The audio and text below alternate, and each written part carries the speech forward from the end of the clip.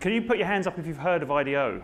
Just because no one, so it's probably 50%. Okay, so I'm going to, I've got you for 45 minutes. I'm going to give you just a real quick brief who IDEO is, because I was told that not everybody knew who IDEO was.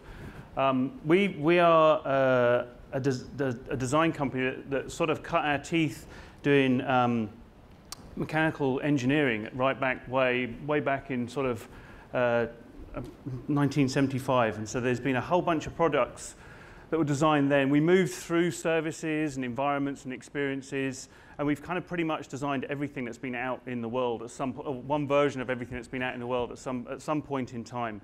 Our internal mission, if you like, this is not something that we talk about. Our internal mission in the world is to have impact through design. That's kind of why we do what we do. And that's what we strive to do, which is have these sort of products, services, experiences that are actually meaningful in the world. Sometimes we get it wrong, and sometimes we get it right, but that's at least what we're aiming for. We have this notion of T-shaped people, which means literally everybody should have a depth in some design discipline. And then the top of the T, if you like, is empathy for all of the other disciplines of design. So when we make up teams to work on projects, they can be, you could have a prototyper, you could have an industrial designer, you could have an architect, you could have a writer, you could have a biologist. These are all designers at IDEO, and they all live in this pool of designers, and we create the teams as best we can to solve the problem at hand. So funnily, I'm actually the guy in those glasses with the Hawaiian t-shirt on that says prototyping. This is about, I think this is about 13 years old.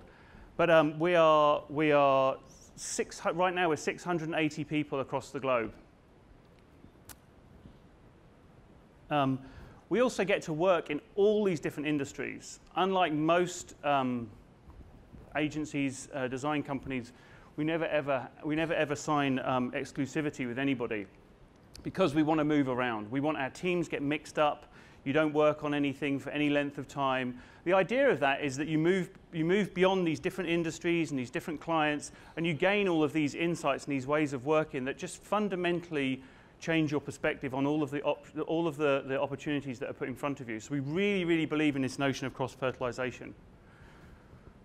With that in mind, we also are a globally minded company. So all of our offices, here's the offices we have today. All of these offices, we actively invest in moving people between. So we move our designers, we move some of our leaders, we move our support and our admin staff between these offices so that we can create the culture and keep the culture to what we want it to be. I will say, for anybody that actually runs a business, a design business, this is probably the hardest thing in the world to do, because this costs us a fortune to actually do this, but it really does fundamentally change the culture of the company. So what's happened as a result is that we were this kind of, we're now, like I said, 680 people. I had this debate with a couple of people this morning. I think that's relatively small, especially when you see the publications that have come out about the impact we've been able to have.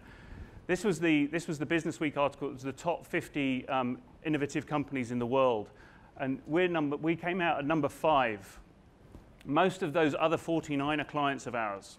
All of them are over $1 billion, and all of them are probably over at least 10,000 employees. So we are tiny, we're minuscule, but we still managed to have this. We managed to have this impact within the world, and that's our mission. So I'm going to take you through a super quick history of IDEO. This is one of those ones that I love this, because we did this pretty soon. The firm had only just started, and Steve Jobs and David Kelly were friends back when, and they came to us, and they had Steve Jobs had found this product that was essentially an R&D product at Xerox Labs, and it was the beginnings of what the XY coordinate product could do. And so they came to us, and Steve Jobs actually came to us to ask, could we turn this into a consumer product? This is the first. There's great pictures at IDEO of all the different prototypes that were made. But one of the things I love about this story is that 2 engineers, one who actually still works at IDEO, went up the street to Walgreens, which is a chemist, bought a underarm deodorant, rollerball deodorant, ripped it apart, and that's where the beginning of the idea for the mouse came from. So you'll hear this in my talk today, but this is essentially the idea of prototyping. So building to think is a kind of mantra IDEO. If you can build to think, that's what you should be doing. Everybody's fed up with thinking to think. It doesn't get you anywhere. So build to think, actually create stuff. So that was 1980. If you fast forward 13 years, another profound moment happened where we started bringing human factors into how we worked. So human factors is another cornerstone to IDEO, which is to actually go out, believe it or not, and I'm sure a bunch of you do this, but believe it or not, you can still walk into a client, and I've been at IDEO for 16 years, you can still walk into a client and the top people, the C-level people and their senior vice presidents don't go out and look at their consumers and their customers. They sit there and they make huge business decisions without actually thinking about who this is going to touch. For me, that's the simplest. I mean, that's what we do. That's what keeps us employed, but yet it works over and over and over again, because that's what differentiation in the marketplace truly is if the consumers actually give a shit about what it is you're going to give them and why it's better than somebody else's. So this, even though I wouldn't say this is the most beautiful thing in the world, this has fundamentally changed. I think the last count, it was, I think there's something like between 20 and 30 million people across the world use insulin pens. This came from an insight at IDEO. Before this, every person with diabetes that was actually trying to self-medicate would actually have to take a syringe out and a vial, and they would have to keep the vial cool, and they would have to pull and draw it themselves and then inject themselves. This was the first time where you could actually dial it. You just stab yourself, give yourself a pump, and you're done. And it's all self-dosing. So this is another 13 years. I told you it would be super quick. You know, a lot changed in the world, and we used the same methodologies and the same people and the same designers, but we started working on problems that were equally as big, but they were different types of problems. So this was one that we did for the American Red Cross, the Red Cross of North America and their blood drives. There's a huge, I don't know if any of you work with the Red Cross, there's a huge issue in actually getting people to give blood. It's a huge problem. And so they came to us, and that was the brief. How can we get more people to give blood? And so we took that project on, and interestingly, the same process works. The same process, I'm going to talk you through that a little bit. The same process works, and lo and behold, you get the results out of it, and you actually have more people giving blood, which is a big win. This one you should all recognize. This is now, we're getting compressed time, but this is the Pi. Actually, it's a platform more than anything else that we just did it was 5 years ago for the Commonwealth Bank here, where you actually introduce technology and product from what's traditionally a financial provider that doesn't have any of those things in a consumer way. And so you actually present this to the consumers, and this has been a huge hit globally. This is an amazing thing for us to have actually got done. More recently, we've been working a lot with the Singaporean government, and starting to, you'll see that this notion of actually having impact on the world and how it changes, and I'll come back to some of these things. But we started working with the Ministry of Manpower in Singapore, because the only thing that Singapore really has are people. They have no natural resources, they don't really have anything else. And so they were trying to figure out how they were going to leverage that, and how they could leverage the fact that they were attractive to people, and how were they going to bring the best people into the country. I'm assuming none of you have gone to become citizens of Singapore, but it was an awful experience, an absolutely awful experience. So we ended up redesigning it, and over an 18-month period, ended up designing and building a building with all of the internal architecture and the experience of how somebody would come and be accepted into the nation. All of that said, and those huge questions that end up with redesigning governments, we still do beautiful products as well. And this is one of the things that tickles me. Is I'm trained as an industrial designer, and I've done brand, and I've done strategy, and I've done communications, and I've done marketing. But at the end of the day, if you put beautiful things out there, then people will be drawn towards them, and they'll buy this saddle as opposed to that saddle, because it's just much more beautiful. And so this is a physical way of doing it. And we just won an IDSA Gold Award for this, so it's beautiful. I think this is beautiful. Do you think this is beautiful? Are you awake yet? Okay. So, because you're not awake, can we have the house lights on for a second, please? This is going to be a little bit more interactive than you probably are used to, but we're going to do a quick warm-up. We're going to use some of IDEO's methodologies. You've got to find a partner, person that's closest to you, the person behind you. Everybody has to find a partner. And I'm going to give you, you get 20 seconds each. Now, what I want you, listen, you have to actually do what I'm going to tell you to do because you're not going to get long. I want you to interview your partner about their hobby, just one hobby. Find out what their hobby is, what they like to do in that hobby, why, and then I'll shout and tell you to switch. Okay, you ready? Has everyone got a partner? Go!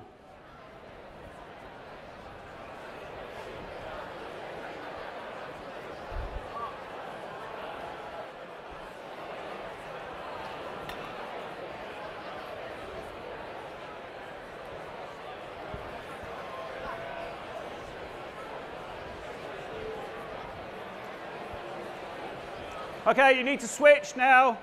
Switch and find what the other person likes.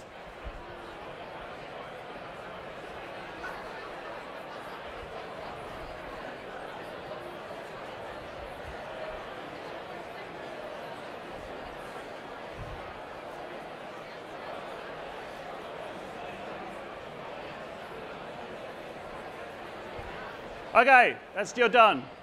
Back to me. 1, 2, 3, eyes on me. Can we have the lights down for a second?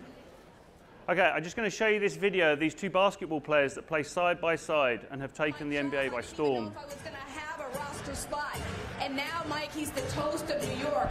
In a word, he said overwhelming is what this past week has been like. He said, Okay, so now your design task, and you're going to do this in 1 minute, is to create a secret handshake between the two of you based on your hobbies. And I was impressed. Most of you did this. So lights up, 1 minute. Secret handshake between the two of you. And then I'm going to pick someone.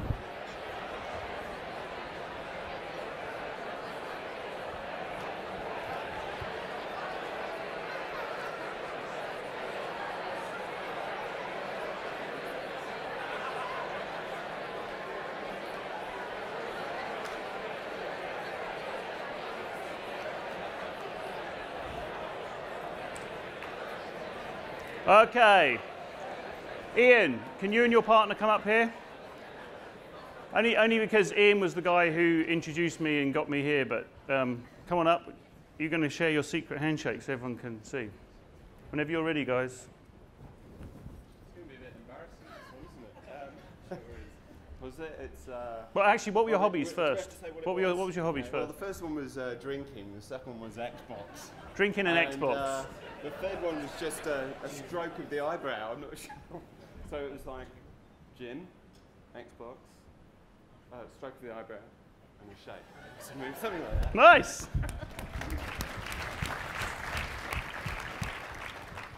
So sorry about that. These aren't just gratuitous. There is a point to all of this. This is not an IDEO sales pitch.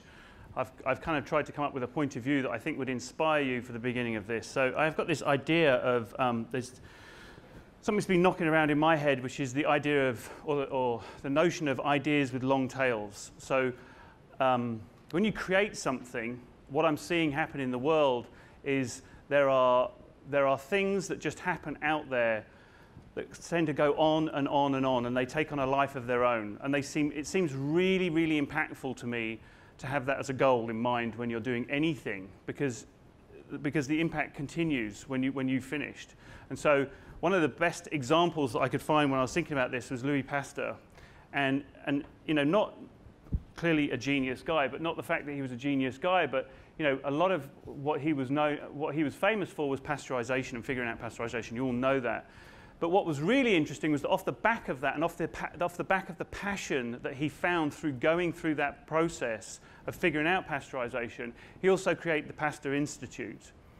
And that Pasteur Institute, you know, he's long gone, but that Pasteur Institute has continued, and it has drawn scientists to it, and it's become an institution, and a true institution, and it has created 8 Nobel Prize winners. It's cured all of these diseases for the world, and I think there's 650 eminent scientists have gone through in its time, and it's continuing today. So these are the sorts of things that will actually, I think, change medicine moving forward. The notion of being able to do these things. The fact that that all came from one guy's crazy idea of trying to figure out pasteurization, to me, is exciting. Like, that really turns me on. So that's what I'm trying to, what I wanted to give to you guys today was this idea of, or this notion of idea. I can't keep using the word idea twice, that's crazy. This notion of ideas with long tails. So I'm going to go through what I think that is for you guys, and then ask you a few questions at the end.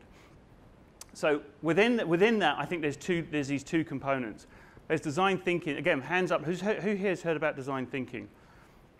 Great. So design thinking is just that. It's just the way that designers think. What's happened with design thinking is that it's incredibly intuitive to do, and it's become a tool that a lot of the world is using now. A lot of the business executives, you know, the people that aren't creative, those people, they've used, and it's become a process for how you can start to innovate in your companies. So the huge companies like Samsung, they're starting to use it as well, because it's a way in which you can actually process size something that before was quite elusive to people.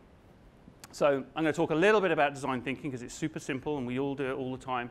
But for me, there's a newer one which is we're calling creative confidence. And this is again, this is not a sales pitch. This is a book that's just been launched by our founder, and I don't read books. Literally, the last book I read was 1984. But I actually read this book, and it's amazing. And I will give you the kind of lowdown of what that book is. But for me, it's fundamentally changed a bunch of things. And then I think the last thing is luck, which I'm not going to talk about luck because I can't help you with that at all. So design thinking. Design thinking is essentially, there are kind of, the way we look at it, there's kind of these three elements to any problem, or you can look at any problem. There's the technical, there's the feasible, which is the business, and then there's the human piece.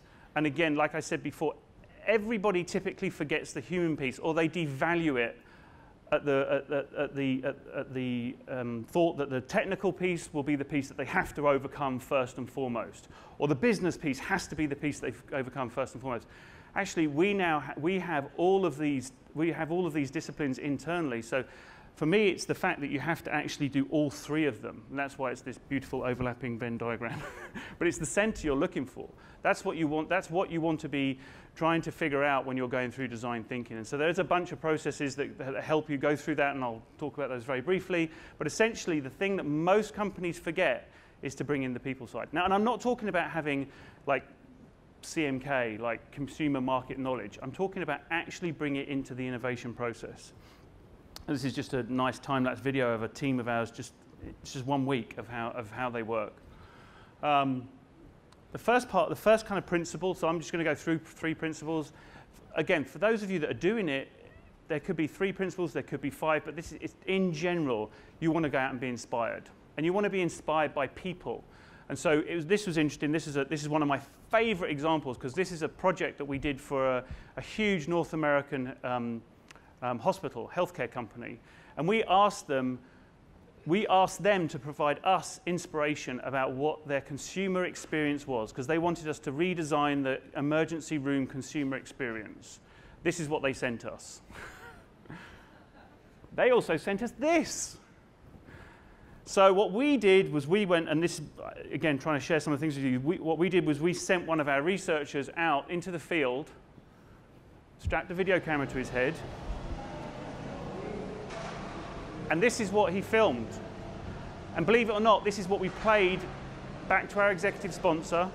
It's what the CEO saw, and it's eventually what the board ended up seeing. This is for Mayo Health Clinic. This is eventually what the board ended up seeing. So we ended up doing a board presentation.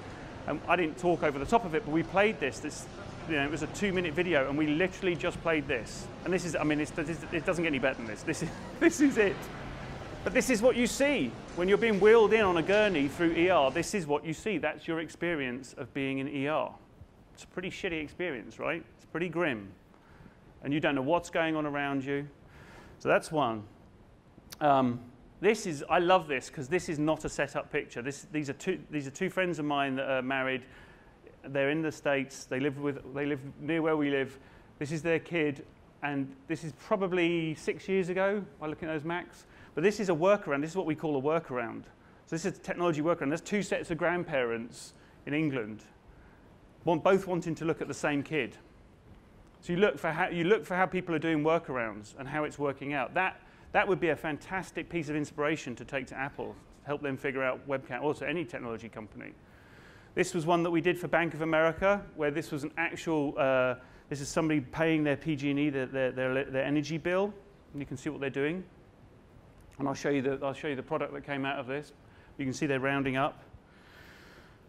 All the way through to something we call thoughtless acts. So when we're out on the road, we're all constantly, however you do it, recording, taking pictures, making mental notes, doing whatever you need to do to record things you see in the world that are just different, that people have done things just differently. And so this is why ethnographic research is so important. We ended up creating, this is probably 10, 11 years ago, we ended up creating the method decks, which was purposely done as 51 cards, so that it wasn't 52, so it was never complete. It should never be complete. These were just to inspire people to go out and be inspired by people more. So all of them were just one example of how you could go and look at the world around you to be inspired for the things that you're trying to create. The second principle is ideation. And again, everybody knows this. I'm actually going to go through this because this really annoys me that brainstorming, which is the only thing that we have rules around at IDEO, has now been turned into essentially a meeting in most companies. So if you brainstorm at IDEO, you actually go in, it's an orchestrated event, you go in, it's for normally like 20 minutes, and there's somebody who's running it, and there are actually rules. So the rules are deferred judgment, so don't judge people, build on the ideas of others. Encourage wild ideas. You'll be surprising how many great ideas actually come from the wild ones. Build on the ideas of others. So while you're not judging people, you can just build on them. There's a great, there's those cliches. There's a great cliche in IDEO that's like, oh, I'd love to build on what you're saying, rather than saying your idea is shit, but listen to my idea.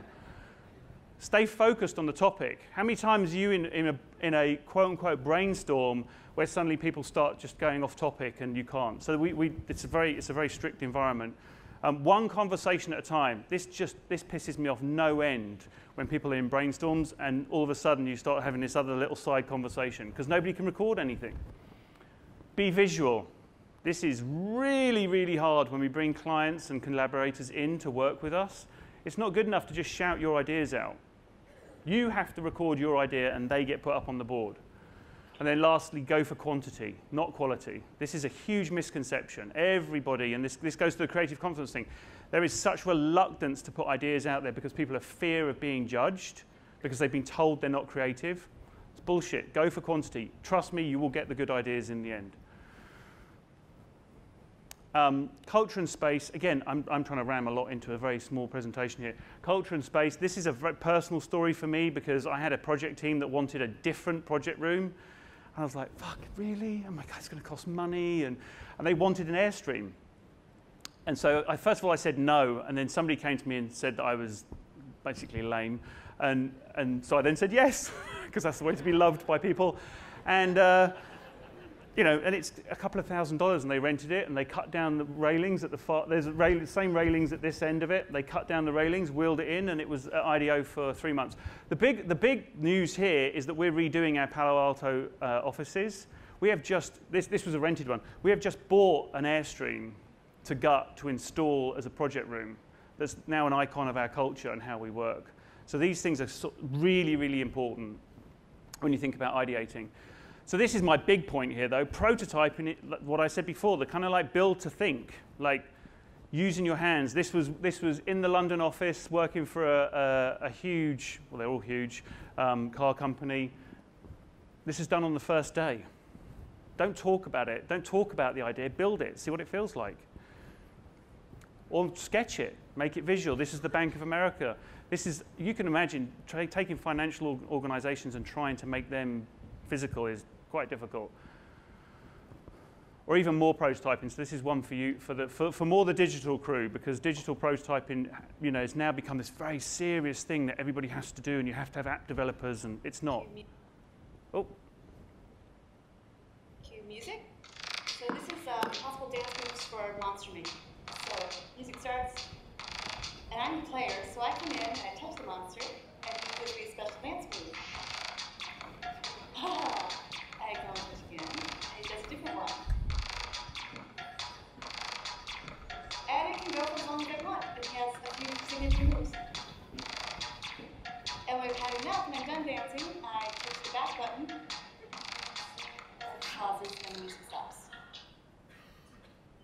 monster me. Cool. Sonic. Come on, Sonic. Whoa. Get in there, So you can see, you know, even a cheap digital prototype costs a lot of money and takes time. This was literally a foam core board this size with a hole cut in it, a print out of an iPhone, boom, you're done. Implementation. For me, this is the key when you think about actually why design is such a good tool for business people. Because everybody is fed up of strategy and just talking, endless talking about what you're going to do and why it's going to be different and why the strategy this year will be different to last year. You've got to build stuff. If you're really going to prove it, you've got to build stuff. This just is a wonderful picture of the picture on the left is actually we had a surgeon in our office. This is a terrible device on the right. This is for scraping out the inside of your nose. Not a particularly nice device. Anyway, it helps a lot of people. And the surgeon was trying to describe the problem with the current product. And the problem with the current product was the fact that all of the wires came out the handle and you couldn't get the leverage that you needed on it to control. You imagine you're going up somebody's nose with this. It's not particularly pretty. Anyway, he actually built that from a film canister, a peg, and a whiteboard marker in our studio, and just taped it together. And he said it's got to be something like this. And so you know that's 18 months of development, but it's pretty cool how they went from that to that. This is the same one. This wasn't the same one, but that was the one from the Mayo Health Clinic, which was like, you know, these are just builds of how do you actually then communicate the strategy from the insight. So one of the big insights was what I said to you. It's cold. You don't know where you are. You're panicked. You're upset. You need to be taken care of, and your experience is staring at a foam ceiling. This is just make it visual. Actually, give people. All this ended up as actually was a communication program. Just tell people where they are in the process. Tell them who's doing what. Tell them what the machines actually do. As we then moved into starting to do things that were much more like the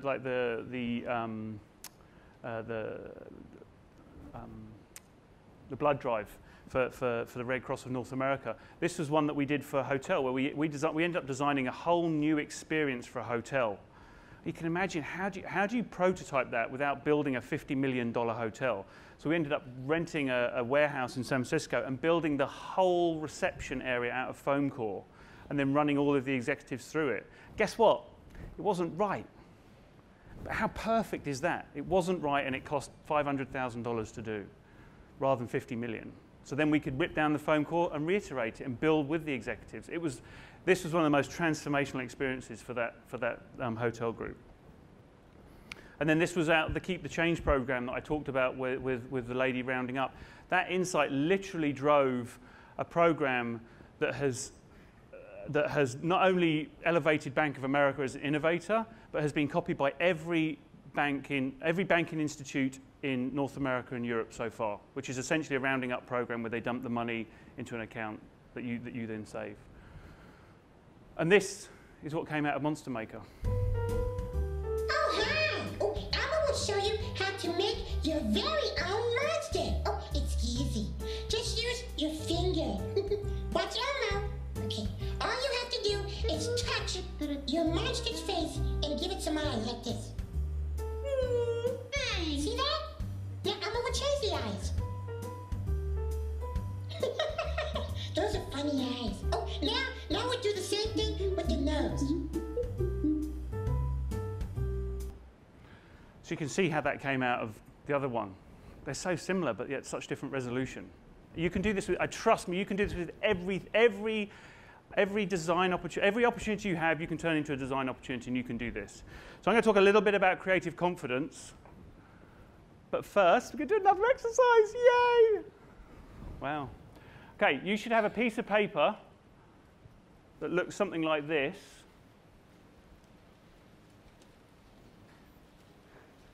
My clicker's stopped working. Oh, looks like something like that. Can we have the lights up? Okay, you are going to get 1 minute.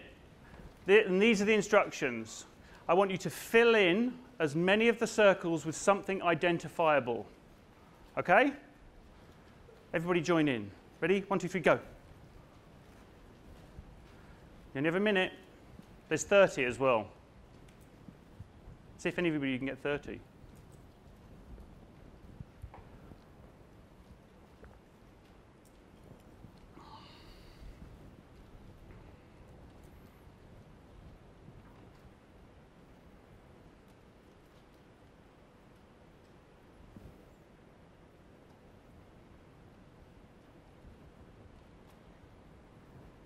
Okay, halfway through.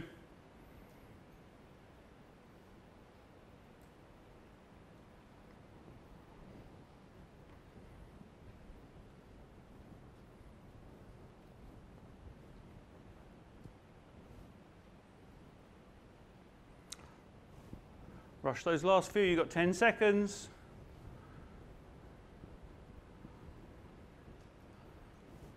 And stop. Okay. So, hands up who did all 30. Wow. 25? Okay, let's start at the other end. Who got 5? Everybody got 5. Everyone must have got 5. Whew. 10? That's good, that's not bad. Okay, so if you give this to a 9-year-old, this is what you'll get.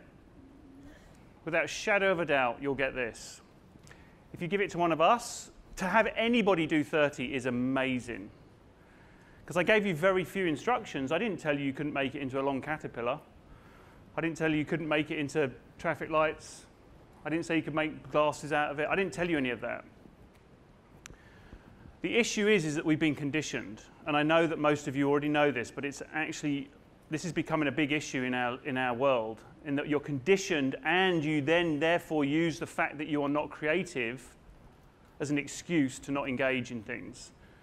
That not engaging in things is really holding people, countries and cultures back. That is a reported fact.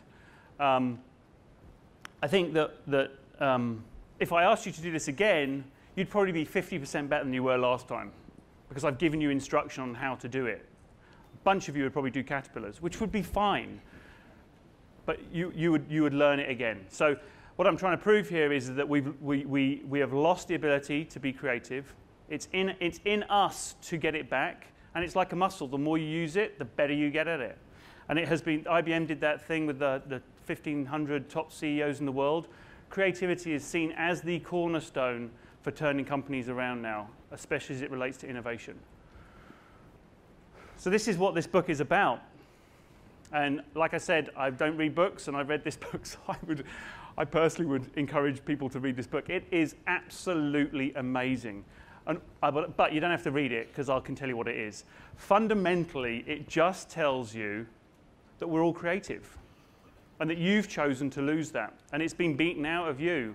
And if you can find that again, your world will open up, your jobs will open up, your relationships will open up, everything will open up to you again.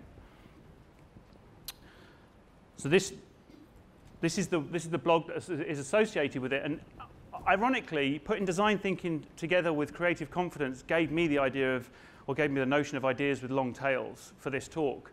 And so some of the stuff I'm going to share with you is a direct result of this. But this blog has now been set up as a live blog for people who read the book to then post what they're seeing out in the world as creatively confident. So with that in mind, I'm going to give you some examples of what I feel inspired when I see out in the world, and I'm going to tell you why. So there's this lady called Karen Cheng. Has anybody here heard about Karen Cheng? So this has swept North America. But this, I'm just going to play you the video first.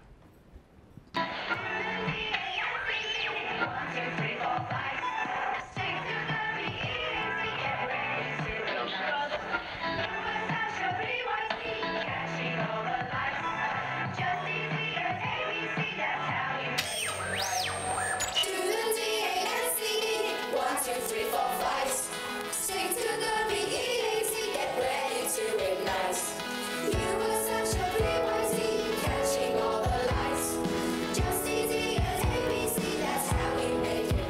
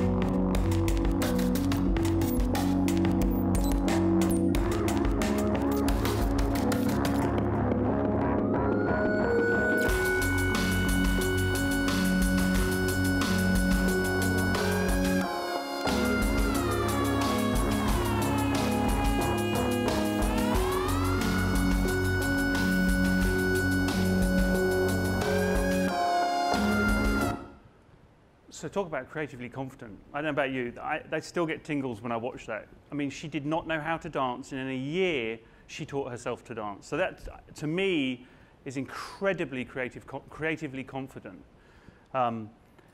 She was a programmer at Microsoft, and she did that, which makes me feel ashamed of what I get up to every day. Anyway, somebody posted her up on the blog, and I went to look at some of this. That was just awesome, and it's a great beginning to the story. But what I found next was absolute talk about having huge impact in the world. I need to just play this for you. I then found out this woman, Cynthia Abrams, who then posted her own video. I'm Cynthia, and I live in Chicago, Illinois. And I was paralyzed from the neck down. I didn't know if I could walk again.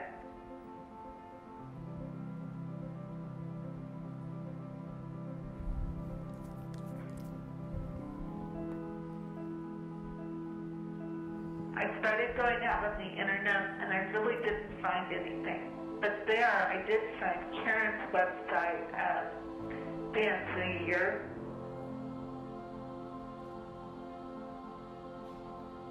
I got an email one day from someone I didn't know. It was Cynthia. She had seen my dance video, and she saw that practice pays off. And so I asked her to start taking videos of herself too. Just 10 seconds a day, every day. And it feels good taking small steps along the way. It did just early on occur to me, Cynthia, you are alive.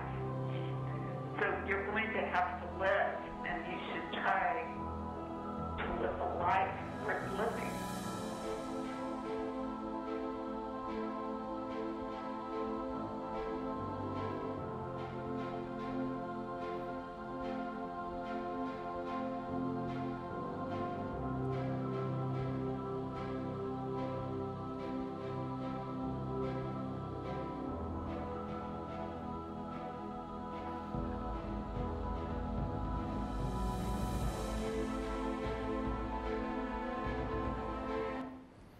Pretty amazing, right?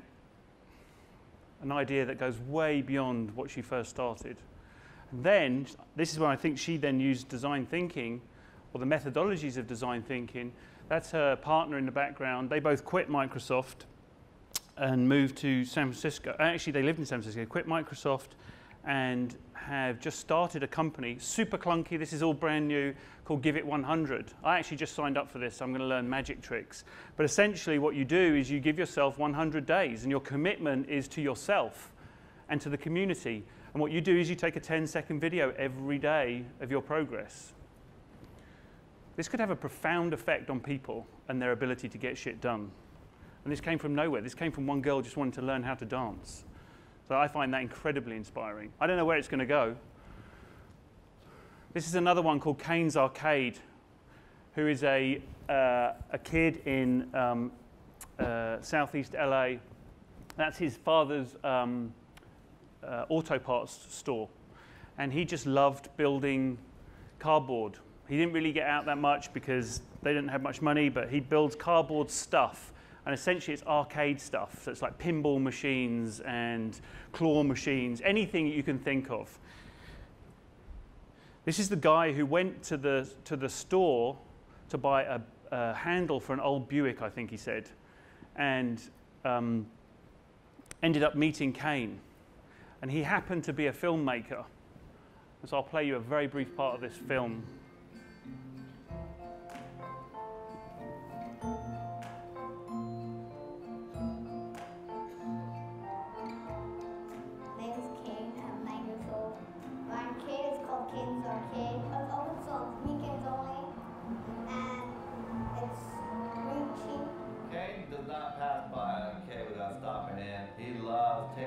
Playing games, he loves prizes, so it was only natural for him to build his own arcade.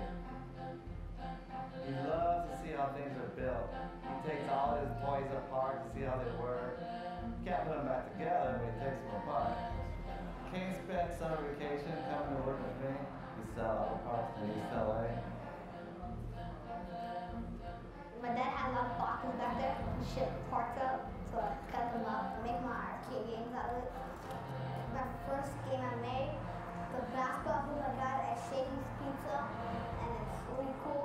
taped it onto a box, and he was offering people chances to play for like a nickel. He started from that little game, and little by little they started getting fancier and fancier, and eventually he took over the whole store.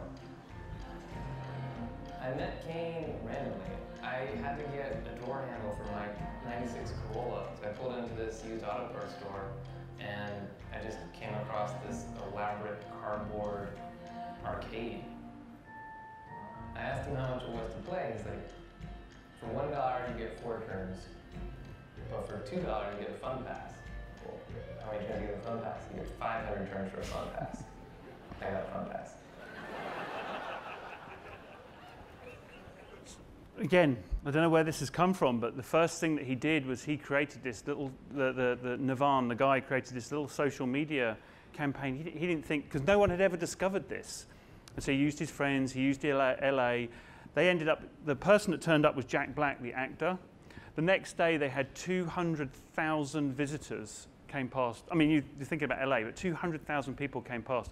Within 10 days, they had got a foundation fund for him. I think it's up there, $240,000 to send him to college. A week later, his life had completely changed.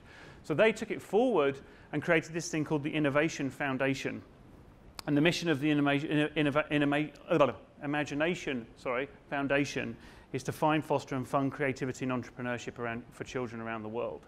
So they started this off the back of it. And they wanted to hit 1 million kids, 70 countries, just get it going. So the first thing they did was Kane's Arcade Cardboard Challenge, which they put out across this platform. This shit started happening around the world. Kids building stuff like this and affecting classrooms like this.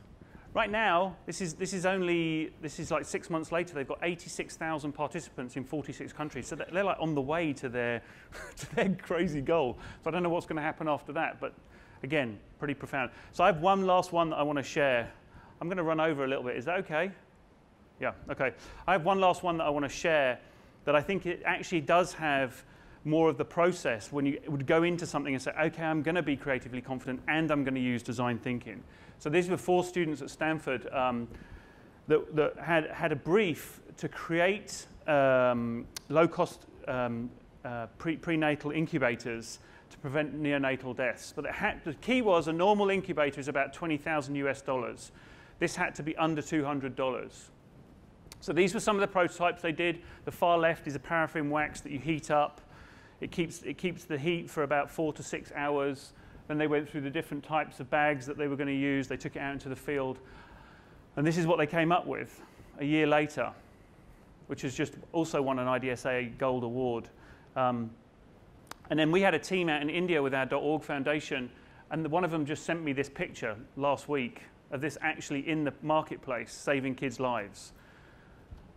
There are, it's pretty astonishing, but there are, I think it's 380,000 children a day die because they're born prematurely and they can't, there's no facilities to look after them. And they estimate that this will save, in the first 5 years, will save 1 million kids across the world, just because of the way it's been designed. And they have been, these are people who have been taught creative confidence at school. These are business folks. These are MBAs that were taught creative confidence and taught design thinking and put it into practice. So, with all that said, the last piece is I was with somebody the other day who was a management consultant, and he said something genius to me. And he said, you know, we're all probably like most of you in this room, we're all paid to know the answers. That's what we're paid for. But that's kind of bullshit. Really, it's the questions that are the most important thing. It's not the answers. And we all run around trying to give the answers because we want to be the smart ones in the room. And so with that, I thought rather than giving you answers, I would pose you some questions. How could you use creative confidence, or how can you be creatively confident tomorrow, today, tomorrow, and in the future, and use the principles around design thinking to do things? So how would you reinvent your business? We are in the innovation business. That's what we do. Open innovation started rearing its ugly head about 6 years ago, scared the shit out of us. So we created our own engine, our own innovation engine. I'm not going to play the video because I don't have time for that. But there's IDEO owns an open innovation platform now that actually has I'll have to skip that. But it actually has, we've done 21 challenges out there where we've democratized innovation. We've kept the pieces of the process that we think are better done in-house, and then we've democratized the rest of it. And we have 60,000 participants, 60,000 people that play on our platform every time we put a challenge out there. How would you reinvent an industry?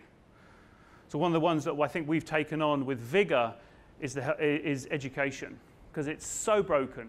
It's so broken. And this is one that we've done, partly the creative confidence is part of that, but this is one that we've done. We redesigned a school in Peru where public education is atrocious. So the only option is private education. But how can you design private education for a very, very poor country?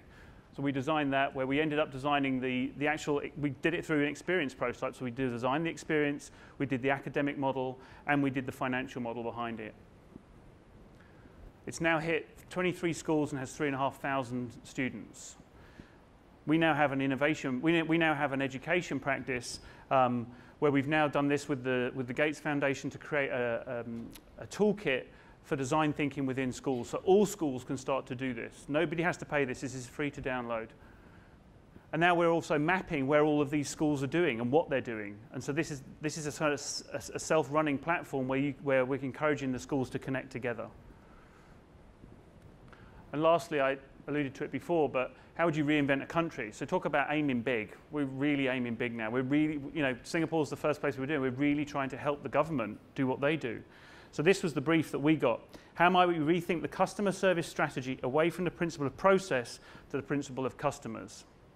So we ended up, like I showed you before, we designed this building, and this is one of the places where a lot of these people actually have young families because they're looking for a better life. So we redesigned the way in which you would, the way you would be interviewed with your family as well. We redesigned that whole experience people would have. But one of the things I loved most was this was the letter. So when you'd gone through this whole rigmarole, this is an awful process. It felt like you were, actually it felt like you were going into prison is what it felt like. You were in long lines and there was lots of flashing numbers and lights and neon signs. And this was the letter you got at the end that was like, yes, you've made it. Congratulations, welcome to the, it looks like a parking ticket or a tax form or something.